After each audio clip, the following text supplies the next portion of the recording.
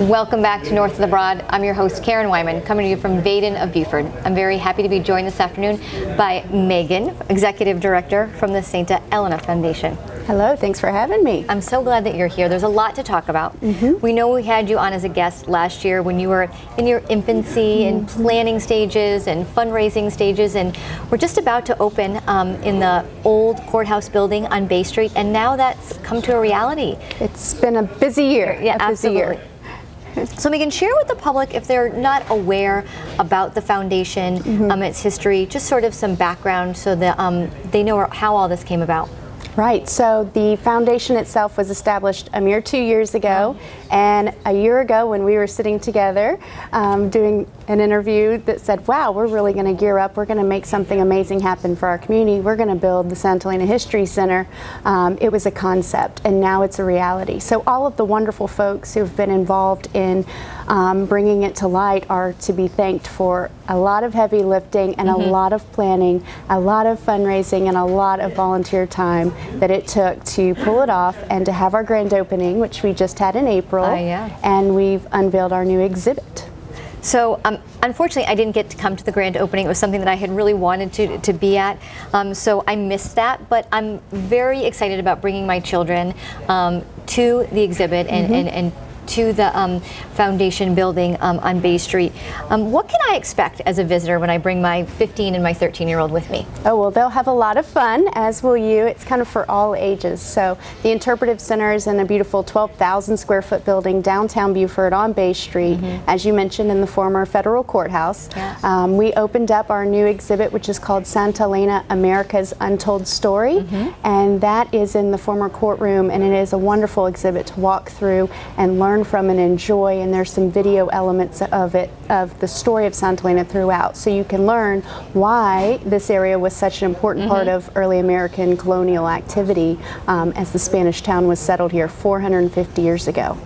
So there's the exhibit, there's an ongoing program series, so check our calendar often, especially if you have kids. They might like to come to Camp Dig It to learn about the archaeology. Oh my God, what a great take, a name on a great concept. But I know you guys have also done a lot of publicity. I've seen some of the wonderful billboards as you come back and forth through Beaufort County, just reminding people that you're there. If you come down Bay Street, like you said, it is the old federal courthouse building. You can't miss it. You've done a wonderful job with your signage outside and beautiful flags that are always flying right on the Beaufort River. So yes, it's something for all of us to take advantage of, young and old. That's right. Or middle age, whatever you want to call it. But we all want to know about the archaeology at the site and how that's going, because there is an active dig going on.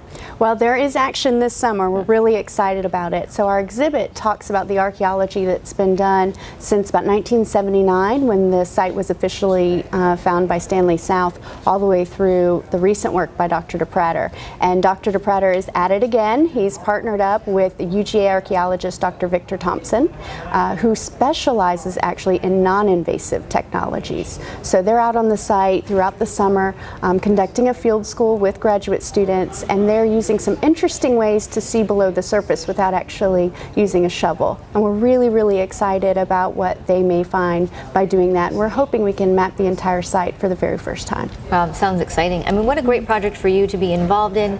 I mean, without a doubt, a crossroads of some amazing history, incorporating some new technology, and then of course bringing that to our community and the children of this community. So tell us a little bit how the community can support the efforts at the St. Elena Foundation. Well, everyone stay tuned for sure for what we're able to announce this summer. We hope to tie some events to that announcement as well, so we'll want the public to be completely informed and share with us, as we have with previous benchmarks, and understanding and appreciating where we are today with understanding that history of the past. So we ask everyone to stay tuned, and we also want everyone to know that we welcome them with open arms into our family of volunteers. Excellent. We're staffed every day, 6 days a week that we're open, every day but Monday, by volunteers. So there are opportunities for docents and greeters to help us do a myriad of things around the building and to receive the public. And also even work in our store. We have a cute little museum store. It's called El Almacén, and there are lots of great trinkets there that relate to St. Elena's story and some local goods too. So there's just something for everyone there, and we surely couldn't have gotten this far without volunteers, and we definitely need them going forward. So proud of all the work you've done. You really brought something beautiful to our community, and it's obvious that you're proud yourself. I can see that you're so articulate and passionate about this project. So thank you, Megan, for all of your hard work over the past couple of years, making this come to light, and also bringing some life back to a building from the outside looked wonderful and beautiful, but on the inside had lost some luster. So wonderful. We'll be really happy to have you on as a guest as we move into the fall. Hopefully you have some big announcements for us. But thanks so much. Okay. Thank you so much for having me. You're welcome. It was great to have you on the show. And this wraps up this edition of North of the Broad.